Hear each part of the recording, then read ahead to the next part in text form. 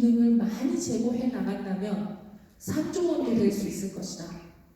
그런데 우리가 잘 하지 못한다면 이조로 줄어들 수도 있다. 그래서 우리 농업계가 이런 공익적 기능을 제공하기 위한 의무를 더 잘 준수해야 된다 라는 말씀을 하셨어요. 근데 이 말씀이 사실은 공익직불제 이상입니다. 이제 농업인들이 그냥 어떤 보조금을 많이 달라라고만 외치는 게 아니라 그에 따르는 우리의 책임과 소명을 다하겠다라는 큰 포부가 담긴 직불제가 아닌가 싶습니다. 이제 이런 것들은 그동안에 우리 농업계가 갖고 있던 뭔가 소리 지르고 뭔가 요구하면 준다라는 그런 게 아니라 내가 잘했을 때 더 많은 보조금이 올라갔고 그에 대한 정당한 가치를 환산해서 받을 것이라는 이런 문화가 정착해가는 그런 방향이라고 좀 이해를 하시고 봐주시면 좋을 것 같습니다. 그래서 지금보다는 여기 계신 분들이 일을 하시는 데 있어서 좀 더 선진화되고 또 좀 더 나아가는 그런 문화가 정착되는 상황이 되지 않을까 싶습니다. 자, 2020년 공익직불제가 새롭게 시작됩니다. 이 말에 많은 분들이 있는데 새롭게라는 말에 점을 찍었습니다. 지금까지 없었던 틀입니다. 그리고 2005년에 처음 직불제가 들어오고 나서 거의 15년 만에 새롭게 틀이 바뀌어갑니다. 왜 이런 틀이 바뀌어가야 되는지 그런 부분들을 한번 여기서 말씀을 드릴게요. 근데 여기 계신 분들은 이제 농업인들이 아니고 농업인들을 상대를 하셔야 되는 이제 분들이십니다. 근데 여기 이제 말씀을 드린 좀 이제 어떤 이런 농업인들이 새로운 거에 대해서 저항도 있으실 수 있고요. 걱정도 있으실 수 있습니다. 근데 오늘 이 강의를 듣고 걱정보다는 더 좋아지겠구나 라는 부분들을 많이 강조해 주시면 이 제도가 짧은 시간에 정착하는데 훨씬 더 도움이 많이 될 거라고 믿습니다. 자, 보시면요. 공익직불제가 뭔데? 기존의 쌀소득보전직불제, 밭직불제랑 뭔 차이가 나는데 그냥 똑같이 돈 주는 거 아닌가? 라는 생각들을 많이 하실 수 있습니다. 그리고 여기 보시면 이제 우리는 생각의 틀을 바꿔야 됩니다. 생산을 했기 때문에 드리는 게 아니라 물론 생산을 하셨을 수도 있습니다. 생산을 했기 때문에 드리는 게 아니라 이 농업 활동을 통해서 환경 보전, 농촌 유지, 식품 안전 이런 국민들이 원하는 공익적 가치를 창출했기 때문에 우리 농업인들에게 그거에 대한 보조금을 지원하는 제도입니다. 자, 이렇게 되면요, 뭐가 달라지냐면 이미 보시면은 여기 유럽이라든지 스위스는 이런 제도로 이미 갔습니다. 그래서 여기 계신 분들이 스위스로 연수 가보신 적 있으실까요? 저기 차를 타고 가다 보면은 산에 멋지게 소 한 마리가 있는데 그냥 그림 같죠. 근데 그러한 행위가 공익을 창출하고 있기 때문에 직불금을 받는 체제입니다. 이유도 2000년대 초반에 DDA 협상, WTO 협상이 막 돌아가고 있을 때 그들의 보조금 체계를 지속적으로 유지하기 위해서 공익직불제 형태로 전환을 했습니다. 왜 그러냐면요, 이 공익직불은 생산과 관련 없이 환경이라든가 그 다음에 안전이라든가 그러한 것들에 대한 대가로 주어지기 때문에 WTO 보조상에서 허용 보조입니다. 그래서 감축에 대한 부담이 없는 보조입니다. 그래서 제도를 지속적으로 유지해 갈 수 있는 그런 제도라고 보시면 됩니다. 그래서 지금 생각하시면서 현장에 내가 일하는 곳 주변의 시골에서 이런 공익적 기능이 창출될 수 있을까라는 의문들을 많이 가지실 겁니다. 그래서 앞으로 우리가 해야 될 일들이 이 공익이 진정으로 창출될 수 있도록 제도를 만들고 기반을 닦고 그리고 농업인들을 이끌고 가는 그런 일들을 해야 되지 않을까 싶습니다. 자, 그러면 지금까지 해오시던 업무들이 있죠. 쌀 직불도 있었고 밭 직불도 있었고 중국분리 직불도 있었습니다. 그 직불들이 그동안에는 훌륭한 중요한 역할을 많이 해왔습니다. 요 2004년도에 쌀 제협상이 있었습니다. WTO 첫 터널에서 일어나는 일이었습니다. 그래서 시장 개방으로 인해서 쌀값이 폭락할 거라는 걱정 때문에 우리가 그때 만들었던 제도가 쌀소득 보존 직불제였습니다. 제가 15년 전에 이 일을 했었습니다. 그래서 첫 번째 목표 가격을 계산하느라고 뭣도 모르고 막 계산한 적이 있었습니다. 그렇게 해서 목표 가격이라는 걸 두고 실제 쌀 가격이 내려갔을 때 그 차이의 85%를 보전한다. 그런 이제 그림을 가지고 지금까지 왔습니다. 그런데 그 직불제는 요 95% 농가 수치 가격이 목표 가격 대비 95% 이상 보존되어 왔습니다. 이 95%는 제가 15년 전에 그 그림을 그리고 설계할 때도 이 95%라는 제도 수치를 제시를 했었습니다. 걱정 마시라고. 수매 제도가 없어져도 여러분들의 쌀 가격은 목표 가격 대비 95% 이상 보존되니까 괜찮습니다. 걱정 안 하셔도 됩니다. 라고 했는데 그때 어르신들이 여의도 바다까지 오기 추운 날 여의도 바닥에 오셔가지고 데모도 하시고 그런 적이 있습니다. 근데 그때 예상했던 대로 지금까지 95% 이상의 쌀 가격을 보장받고 있어 왔습니다. 꽤나 괜찮았습니다. 그래서 사실 공익직불제로 개편해 나가는 데 있어서 그 쌀농가들의 걱정이 상당히 많았었습니다. 그 다음에 보시면은 이제 이 과정에서 규모와 전업농 육성이 상당히 많은 그 효과를 거둬왔습니다. 과거에 그 전업농이 30% 정도였다면 지금은 약 60% 됩니다. 그래서 어떻게 보면은 현재까지 작년까지 있었던 쌀소득 보존 직불제는 충분히 그 역할과 기능을 다 해왔다고 볼 수가 있습니다. 그런데 부작용이 점점점 심화되고 있습니다. 좋았던 반면에 나쁜 점들이 나타나고 있습니다. 쌀이 너무 많이 생산됩니다. 이렇게 가격이 소득이 보장되다 보니까 쌀농사만큼 좋은 게 없다는 거죠. 근데 우리가 이제 언제까지 이렇게만 갈 수 없는 상황이죠. 이제는 이 틀을 벗어나야 되겠다라는 생각들을 많이 하게 됩니다. 오히려 이걸 벗어나는 게 지금의 쌀농가들한테도 더 좋을 수 있는 거고요. 그래서 보시면 과거에 그 17년 기준으로 보시면 쌀은 헥타르당 179만 원 평균적으로요. 그런데 밭은 45만 원을 받는 틀을 유지하고 있습니다. 농가 밭의 차이가 너무도 컸습니다. 그러다 보니 어찌 보면 이런 것들이 쌀에 이제 머무르게 하는 이 유인이 되지 않느냐라는 반성들이 많이 나왔습니다. 그래서 이 틀을 벗어나야 되겠다라는 게 지금의 공익직불제가 갖고 있는 하나의 또 정책적인 목표입니다. 그리고 그다음 넘어가시면 그리고 우리 상황을 보시면은 과거에는 쌀농가가 진짜 많았습니다. 제가 홍보원 처음 시작할 때만 해도 75% 정도였습니다. 그러다가 지금 현재 이렇게 보면은 쌀 농가도 많지만은 또 밭농가도 상당히 많아졌습니다.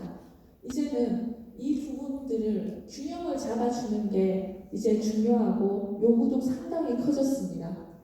그 다음에 보시면은 우리 직불금이 골고루 나가지 못하고 어느 한 특정 작목에 상당히 많이 편중되어 있습니다. 그리고 우리 직불제 시스템에서는 면적이 작으면 돈을 아주 적게 받습니다. 그리고 면적이 많으면 꽤나 큰 금액을 받습니다. 이런 것들이 우리 농촌 사회에서 하나의 위화감을 조성하는 그래서 형평성의 문제를 제기하는 구조로 가고 있는 상황입니다. 그리고 또 우리가 한번 보셔야 될 게 지금 쌀소득 보존 직불제를 보면은 그 쌀 같은 경우에는 농약 안전성 검사랑 비료 검사가 있습니다. 그리고 나머지 직불제들은 또 쌀하고 함께 논의 형성 및 기능을 유지하도록 하고 있습니다. 그런데 그 위에는 직불제를 주급을 받는 거에 있어서 어떤 다른 의무들이 별로 없습니다. 근데 이제 많이 아시겠지만 쌀은 농약이나 비료에 있어서 또 어떻게 보면 안전한 품목들입니다. 그랬는데 우리가 한 몇 년 전에 살충제기란 사태를 겪었죠. 그러면서 국민들이 대한민국에서 생산되는 농산물에 대해서 약간 불안해하는 시각으로 보시기 시작했습니다. 농약도 뭔가 많이 치는 것 같고, 그 다음에 나오지 말아야 될 DDT가 나오고, 이제 국민들이 이 바라는 요구 수준들이 상당히 높아졌다는 겁니다. 그래서 국민들이 뭘 바라십니까? 라고 물어보면은 농산물이 안정적으로 안전하게 생산되어줬으면 좋겠다라는 말을 하고, 자, 그 다음에 우리 농촌은 내가 쉬러 갔을 때 좀 쉴 수 있는 곳이었으면 좋겠다 라고 말합니다. 그리고 우리 농업농촌이 대한민국의 이 땅에 한반도에 생태와 환경을 보존해 나가는 보루가 됐으면 좋겠다라는 말씀을 합니다. 그 요구 수준은 나날이 높아지고 있습니다. 그럼에도 불구하고 우리가 갖고 있는 상황을 보시면은 비료 사용량이 꽤나 높습니다. 그 OECD 국가 통계를 보면은 상당히 우리가 높고요. 그 다음에 이거는 그냥 우리끼리만 듣고 딴 데 가서 말씀하지 마십시다. 왜냐하면 그렇게 좋지가 않으니까요. 이렇게 많이 씁니다. 그래서 토양 전문가들의 말을 들으면 대한민국 땅이 비만이라고 합니다. 근데 어쩔 수 없었어요. 왜? 이 땅이 좁았기 때문에. 그래서 좀 더 많이 생산하고 하기 위해서는 이 비료라는 부분이 많이 필요했을 겁니다. 그런데 또 좀 반성해볼 문제들도 여러 가지로 있을 겁니다. 그리고 농약 사용량, 작년 PLS를 하면서 줄어들고 있습니다. 정말 고무적입니다. 판매량이 줄어들고 있습니다. 그래서 농약 생산업체들은 어쩔 수 없이 지금 꾹꾹 참고 있습니다. 왜? 국민들의 생명과 안전에 관련되는 문제에 있어서는 자기 이익을 내세울 수가 없거든요. 농약도 우리가 좀 많이 씁니다. 이런 것들을 바꿔가야 되는 거죠. 스위스가 이제 공익형 직불을 한다고 말씀드렸는데, 스위스는 공익 직불을 하면서 이런 비료나 농약 사용량들 가시적으로 사용량이 줄어드는 걸 보여줬습니다. 우리가 이걸 보여주지 않으면 앞으로는 국민들한테 많이 안 좋은 이야기를 많이 들을 수 있는 그런 상황도 됩니다. 자, 그 다음에 이게 문제입니다. 하필이면 작년 10월에 우리 대한민국 농업이 갖고 있는 개도국 지위라는 거를 이제 포기라고 말하는 사람도 있고, 포기가 아니고 그냥 주장하지 않기로 했다라고 말하는 사람도 있습니다. 제가 보기엔 둘 다 똑같은 말 같습니다. 그 개도국 지위를 주장 안 하기로 했습니다. 이 말은 뭐냐면요, WTO 협상에서 개도국이 아닌 국가는 의무 수준이 상당히 높아집니다. 배로 높아집니다. 그래서 지금 현재는 그 감축 대상 보조라고 해서 WTO 농업협정상에 없애야 되는, 감축해 나가야 되는 보조와 많이 줘도 되는 보조 두 가지가 있습니다. 그런데 그 중에 감축해야 되는 보조는 각 나라마다 지급할 수 있는 수준이 정해져 있습니다. 대한민국은 1조 4,900억 원이었습니다. 근데 그 1조 4,900억 원을 앞으로 우리가 개도국 지위를 누리지 못한다면 상당히 많이 줄어듭니다. 반토막 납니다. 그러면 지금의 변동직불제는 운영을 할 수 없다는 거죠. 2016년 쌀이 가격이 폭락이 됐을 때, 우리 쌀값이 너무 많이 내려갔을 때 변동직불금이 1조 4,900억 원을 넘어버렸습니다. 그래서 돈을 다 들이지 못했습니다. 줄여서 드렸습니다. 그래서 지금 직불제를 가지고는 향후에 대외적인 상황이 변할 때 버틸 수 없다는, 그게 큰 문제입니다. 그래서 우리는 지금 미래 위험에 대응하기 위해서 WTO상의 허용 보조의 형태로 바꿔가는 게 가장 현명한 그런 상황입니다. 그래서 지금 상황에서 이런 한계가 있었어요. 자, 이런 한계들을 감안해서 이제는 어떻게 갈 것이냐. 첫 번째입니다. 쌀 중심의 농정 패러다임을 전환하겠다. 물론 현장에서는 이미 많이 전환했습니다. 밭농가가 상당히 많이 늘어졌고, 과일농가, 과수농가 다양하게 늘어났습니다. 이제 농부가 밭에 차이를 두지 않겠다는 게 가장 큰 하나의 핵심입니다. 이거 경북 같은 경우는 좋습니다. 밭이 많은 도에 속합니다. 어떻게 보면은 저기 호남 지역 같은 경우에는 쌀색탄이 많은 곳이다 보니까 상당히 불편해하시는 분들도 꽤 있습니다. 근데 경북이라든지 강원이라든지 제주도 같은 경우에는 워낙 밭이 많다 보니까 이런 데 있어서는 농업인들이 어떻게 보면 더 좋아하실 수 있고 관심을 많이 가질 수 있는 그런 부분입니다. 그리고 앞에서 말씀드렸듯이 과거에는 면적이 작은 집은 뭐 몇십만 원, 몇만 원, 많은 집은 몇천만 원 그런 말씀들이 많았습니다. 그런데 이제는 그런 부작용을 조금은 완화시켜보자 라는 생각을 갖고 있습니다. 이 그림이 하나의 이 공익직불제의 개념도입니다. 자, 여기 보시면 밑에가 쭉 내려가지 않고 이렇게 머물러 있습니다. 이게 소규모 농가 직접 지불제라는 겁니다. 소규모 농가라고 하면은 면적을 뭐 0.5에서 끊을 수도 있고 0.6에서 끊을 수도 있고 0.7에서 끊을 수도 있습니다. 그래서 그 면적 이하의 농가에 대해서는 일정 금액을 그냥 면적에 상관없이 드리겠다는 겁니다. 그래서 요 면적 구분하는 그 0.5면 0.5 헥타르 이하에서는 똑같은 금액을 받습니다. 우리 과거 직불금을 보면은 0.5 헥타르 이하의 그 농가는 약 30만 원 내지 40만 원, 주로 이제 쌀이겠죠,를 받으셨습니다. 그런데 이제는 그냥 일정 금액을 받으십니다. 금액이 좀 큽니다. 그 다음에 그렇게 되고 이게 소규모 농가 직불입니다. 그러면은 0.5 헥타르면 1,500평이고요. 그럼 한 1,000평만 가지고 계셔도 이 금액을 그냥 받으신다고 보시면 돼요. 그러면 지금 다 머릿속에 우와 우리 아버지 어머니 조금 있는데 받으시겠네 라고 생각하실 수 있는데요. 이게 또 문제가 만약에 시골에서 그냥 취미로 이렇게 한 300평 하고 계신데 집 멋지게 지어놓고 근데 그 집에는 한 분은 취미로 이렇게 농사 지으시지만 한 분은 도시에서 아주 큰 사업을 하십니다. 그래서 수입이 아주 많으십니다. 그리고 아주 멋진 집도 짓고 누가 봐도 저기는 살고 싶은 집입니다.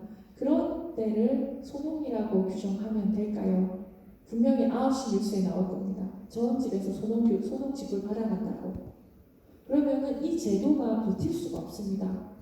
그래서 여기는 일정 면적 이하여야 한다는 조건도 있지만은 우리가 생각하는 우리의 할머니, 할아버지, 우리의 삼촌, 숙모 그런 분들이 오랫동안 시골에서 농사 지으시면서 우리 농촌 사회를 유지해온 그런 분들에게 가급적이면 이 금액이 가도록 해야 된다고 봅니다. 그래서 여기는 면적 말고도 농해소득이라든지 종사기간, 영농종사기간, 거주기간 이런 다양한 좀 기준들이 법에 박혔습니다. 그래서 우리 법을 만든 국회에서는 그런 요건들이 충족되는 우리 할머니, 어머니, 할아버지들께 이 돈을 주도록 하라는 명령을 하셨습니다. 그래서 뒤에 가서 다시 한번 말씀드리겠지만은 면적 외에 다른 몇 가지 요건을 충족할 경우에는 월 얼마를 받으시게 되고 그 금액은 시중에는 그 언론상에 나온 숫자들이 좀 있습니다. 120만 원이라고 말하는 분들도 있고 합니다. 월 10만 원은 간다라는 생각을 하시는 것 같아요. 그래서 그런 금액들이 정해질 거고 아직 구체적인 금액이 발표되진 않았습니다. 시행령을 만드는 과정에서 그 금액이 조만간 정확하게 제시될 거로 보고 있습니다. 그리고 나서 여기 보시면 그러면 이게 뭐 예를 들어서 0.5 헥타르라면 0.5 헥타르 이상에서는 기울기가 달라집니다. 규모가 작은 농가는 기울기가 가파르고 규모가 큰 농가들은 완만해집니다.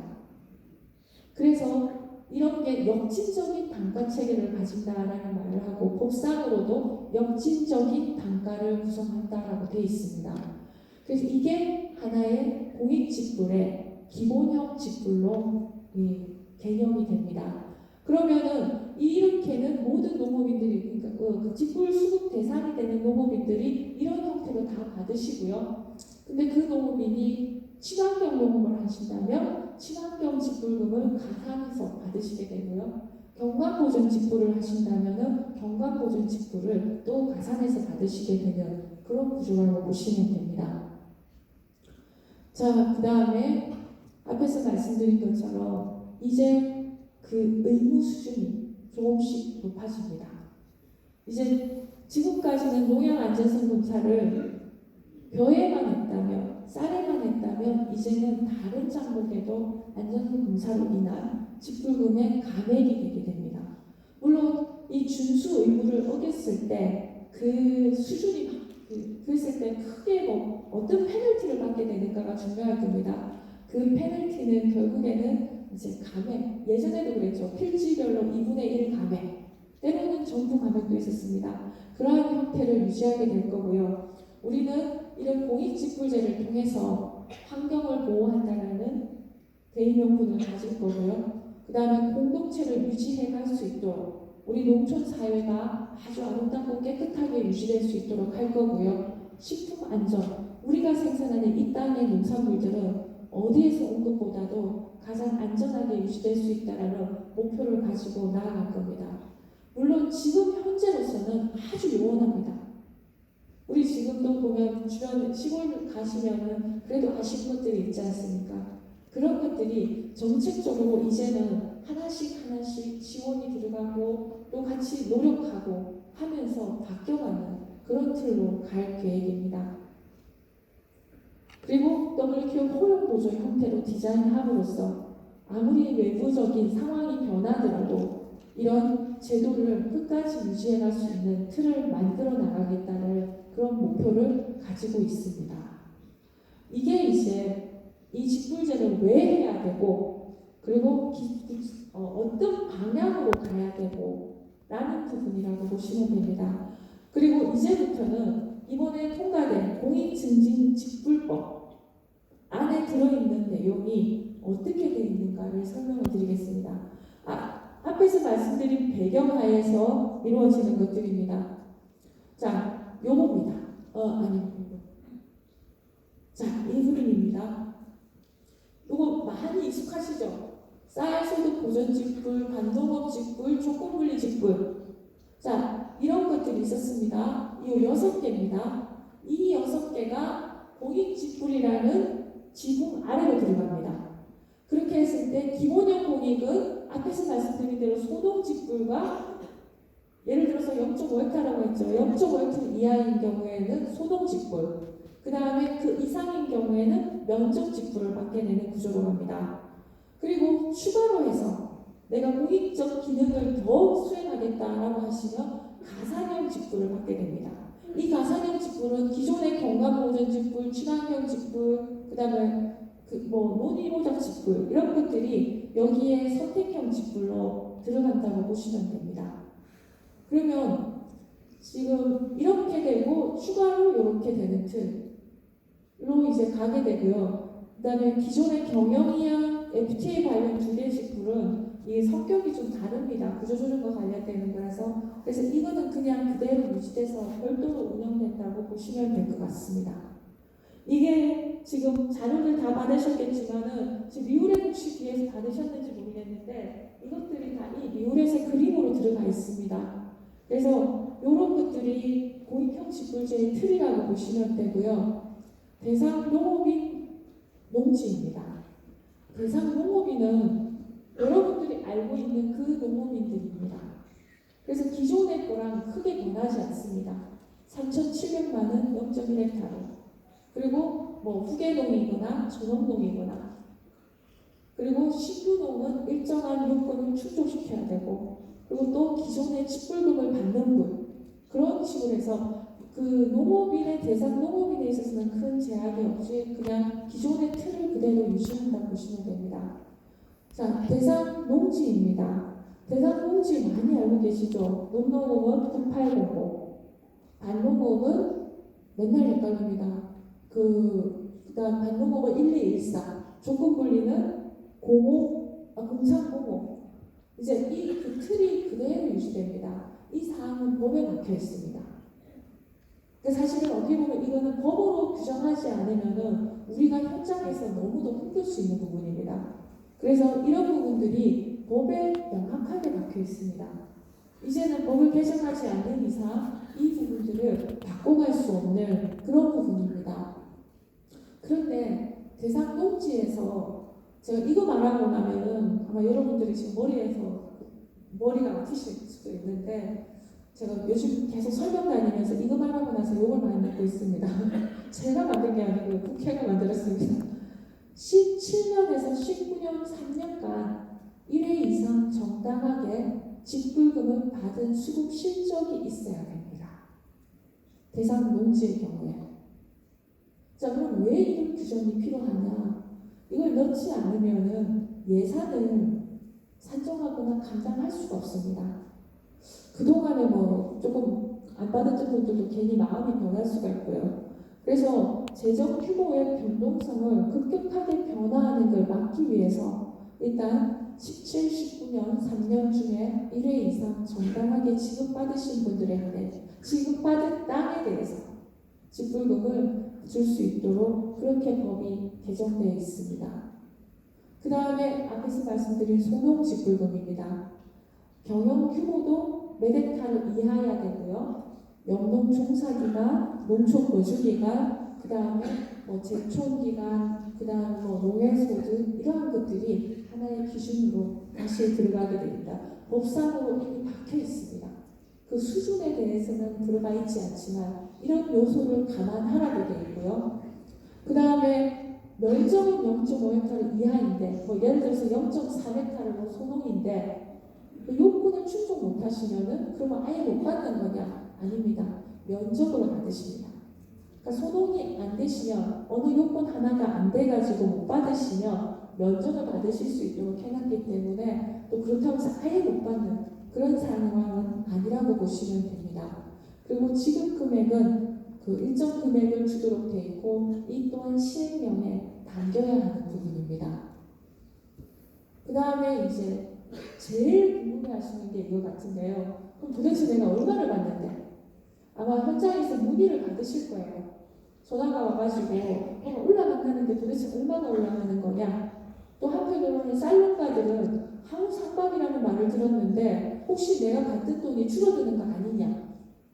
자, 그 답은 걱정 마시라 하시면 됩니다. 걱정 안 하셔도 된다고 하시면서 이 말씀을 해주시면 됩니다. 지금 받는 것보다 다 올라갑니다. 그래서 사실은 많이 투쟁을 했습니다. 재정 규모 2조 4천억 원이라는 숫자는 어떤 누구도 손해보지 않는 숫자라고 보시면 됩니다. 그래서 뭐 작게 올라가는 집도 있고 또 많이 올라가는 농가도 있을 수 있습니다. 그렇지만은 모두가 다 올라가는 그런 구조를 만들기 위해서 재정 규모 2.4조를 확보했습니다. 지금 생각하면 그 2조 4천억이 별로 안 크게 느껴질 수도 있는데 작년에 직불 예산이 1조 4천억 원이었습니다. 1조가 올라간 거죠. 근데 사실은 엄밀히 말하면 1조가 아니고 1조 2,384억 원이 늘어났습니다. 왜냐하면 19년산 변동직불도 또 확보했기 때문에요. 우리 100만 농가를 가정하면 집집마다 얼마씩 더 올라가는지 계산이 되죠. 그래서 크게 걱정하실 필요 없다고 그런 부분에 대해서는 조금 걱정을 안 하시되 잘 설명을 부탁드리겠습니다. 특히 쌀농가들, 대농들이 좀 우려가 크십니다. 내가 그동안 이만큼 받아왔는데 줄어드는 거 아닌가라는 걱정을 하시는데 과거 지급 수준 또는 그 밭집불 같은 경우에는 몇 년도까지 얼마까지 올리겠다라는 게 있었어요. 그것도 다 감안해서 그것보다 내려가지는 않을 겁니다. 그보다 올라갑니다.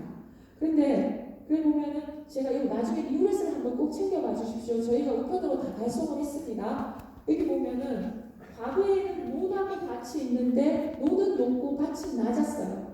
그렇지만은 이제는 농가 밭이 동일해지면서 똑같이 살짝 올라갑니다. 그래서 그러다 보니까 밭농가가 훨씬 더 좀 느끼는 그 만족도가 높으실 수 있는데 그 같이 이제 올라간다고 봐주시면 되고요.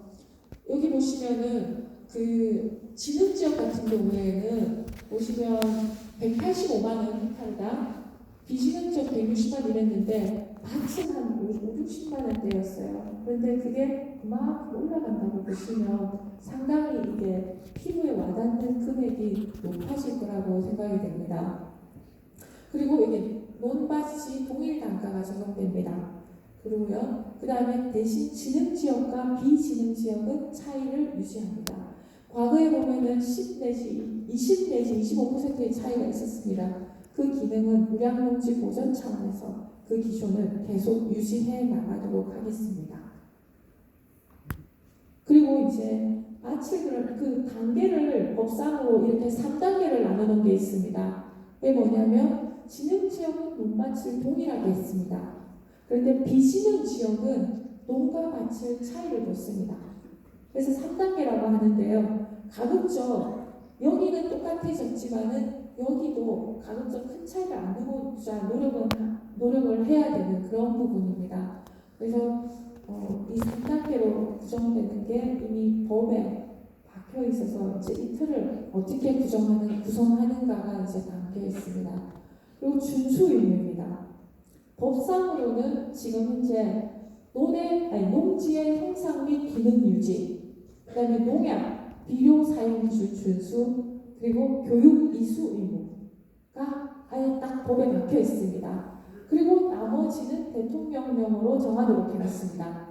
그래서 지금 그 대통령령에 들어갈 의무들이 어떤 거냐, 뭐가 필요하냐, 대충 한두 개만 적고 말고 싶은데 그래도 국민들이 보고 있는데 뭔가 우리가 이런 체계적인 관리를 해나가야 된다는 모습을 보여줘야 되는 게 아닌가 싶습니다. 그래서 5개 분야로 나누고 있습니다. 환경관리, 농촌관리. 우리가 깨끗한 농촌을 만들고 우리가 너무 살기 좋고 누구나 오고 싶은 그런 농촌을 만들고 영농활동을 함에 있어서 이제 농업인들이 내 하고 싶은 대로 하겠다라는 말씀보다는 또는 관행농법 옛날부터 이렇게 해왔어 라는 그런 것들을 벗어나서 이제는 영농활동을 함에 있어서도 우리 농업 전체의 발전을 생각해 주시고 우리가 해야 될 의무들을 하실 수 있게 그렇게 유도해 나가고자 합니다. 그리고 먹거리 안전 이제는 이거 안 하면 우리가 죽습니다. 그리고 작년 한 해 PLS를 하는 과정에서 보면은 모두가 잘 할 수 있는 역량이 충분히 갖춰졌다는 생각이 듭니다. 그리고 우리가 생태계 보존, 미래의 유산으로 남겨야 될 소중한 것들을 어떻게 보존해 나가거나 하는데 농업인들도 책임을 다해야 되는 것들입니다. 그래서 이런 의무들, 구체적인 것들은 아직 확정된 바가 없습니다. 이거는 이제 짧은 기간이지만은 의견 수렴을 통해서 우리 시행령에 구체적으로 담아가서 하는데 딱 보면서 이걸 다 어떻게 하나는 생각이 드실 겁니다. 이거 죽어도 못합니다. 한꺼번에.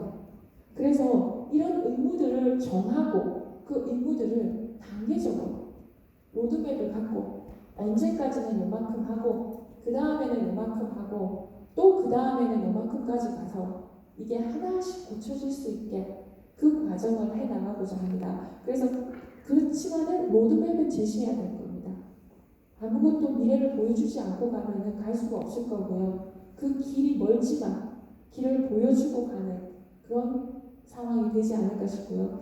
이거를 어겼을 때, 그럼 지키지 못했을 때, 농약 부족합이 나왔을 때, 비료 부족합이 나왔을 때, 그리고 뭐 내가 교육 이수를 안 했을 때 어떤 제재를 받게 되느냐? 감액입니다. 근데 그 감액률이 법상으로는 일부 또는 전부를 감액할 수 있다라고 해놨습니다. 근데 그 율이 어느 정도인가도 우리 농업인들이 받아들일 수 있을까 말까의 부분도 고려해야 될 것 같습니다. 영국은 보니까 5% 감액하더라고요. 그러니까 이게 또 작게 받는 집은 5%가 별로 안 큰데 6천만 원 받는 집은 5% 하면 상당히 큽니다. 그럼 저 같으면은 그 깎이는 것보다는 차라리 잠깐 나와서 교육받고 가겠습니다. 저 같으면 깎이는 것보다는 농약 안전 사용 기준을 지켜서 농사 짓겠습니다. 저 같으면 깎이는 것보다는 차라리 경영체 등록 정보를 제깍제깍 업데이트 시켜가지고 안 깎이겠습니다. 그래서 이제는 그런 방향으로 농업인들의 협조가 없으면 이런 직불금과의 연계를 통해서 그분들의 행동 변화를 유도하고 또 정책 수용의 비용을 최소화하는 그런 방향으로 가자고 하는 겁니다. 이제 이 정도 이야기하면은 다 한마디씩 합니다. 그렇게 하고는 뭐 하냐고. 그냥 부재시주들이 돈 다 받아간다. 그 다음에 임대료 인상만 된다. 이런 말씀들을 많이 합니다. 그래서 이런 부분들을 어떻게 고쳐나갈 것인지를 지금 백방에서 노력하고 있습니다. 농지제도 부분은 농지제도에서 보고 있고, 그 다음에 또 이제 시스템을 관리하는 체계들, 이런 부분들이 많이 지금 고민되고 있습니다. 이 공익증진 직불법의 틀의 밖에서도 이런 노력들을 다양하게 해서 저희들이 최대한 그런 부분들을 할 수 있는 만큼에서 방어를 하고자 하고 있습니다. 우선 그 신청 단계에서 지금 어떤 노력을 하고 있냐면요. 시스템 통합 관리를 지금 만들고 있습니다. 이건 뭐냐면 그동안에는 직불 시스템은 직불 시스템대로, 그 다음에 면세유는 면세유대로, 농약은 농약대로, 비료는 비료대로 이렇게 별도의 시스템으로 운영되어 왔습니다. 근데 이게 이제는 이거를 경영체 등록 정보를 중심으로 해가지고 모두 다 통합을 합니다. 그러면 어떤 사태가 벌어지냐면요. 직불금은 A가 받아갔어요.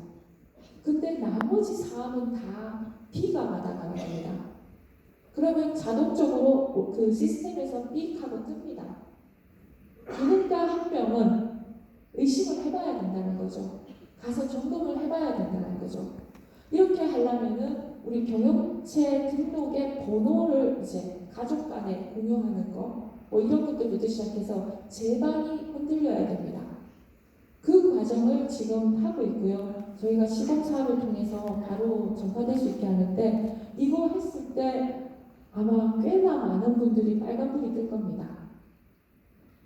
그러면 이제 그 부분들을 한꺼번에 다 잡을 거냐? 부정수급을 하게 되면 법상으로 등록 제한 기간이 이제 8년간 안 됩니다.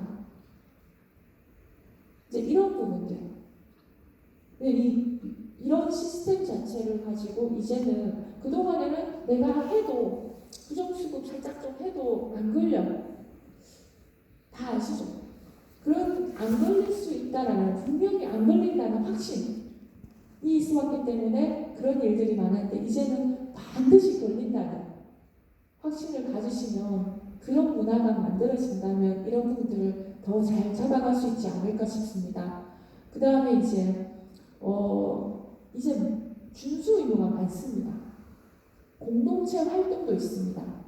그런 준수 의무를 하다 보면은 이 부재지주나 그냥 직불금을 받기 위해서 하시는 분들이 그 빠져나갈 구멍들이 조금은 더 작아질 수 있는 그런 효과도 있을 것 같습니다.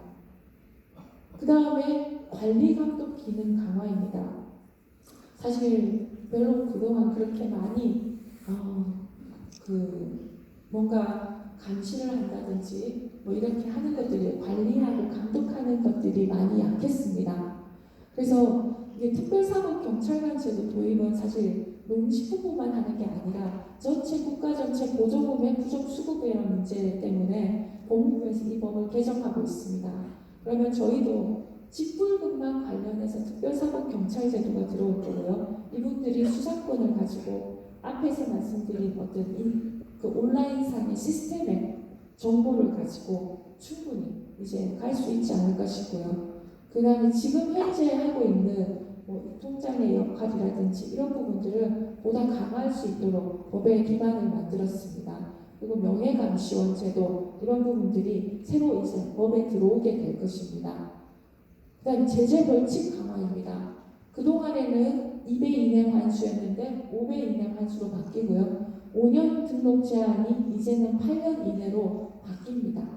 그리고 조사의 어떤 거부라든지 방해, 관련 서류 미보완, 미비치 이는 과태료 부과가 되게 됩니다.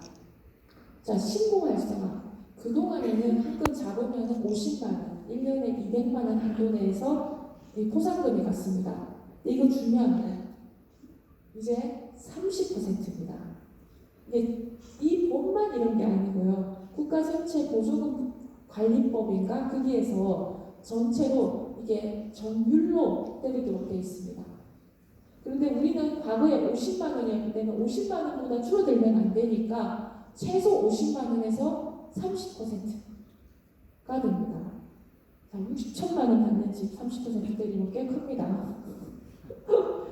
네, 그런 생각이 드시죠? 그래서 이 정도 금액이면 1년을 버릴 수도 있겠다라는 생각이 들 때도 가끔 있습니다. 그래서 요것들이 작지만은 좀 더 이렇게 뭐랄까요, 우리 사회에 이제 잘못하면 잡히면 진짜 괴롭다라는 그런 것들을 줄 수 있고요. 그 다음에 그 신고센터 활성화, 다양한 아이디어가 많이 제공됩니다. 저는 제일 좋아하는 아이디어가 시골에다가 CCTV를 다 달자 이런 말씀도 하시는 분도 있거든요. 그게 더 나을 것 같다라는 생각도 들고 합니다. 그래서 이런 하나하나 이거 외에도 시행령상에 들어갈 수 있는 것들이 꽤 있습니다. 그게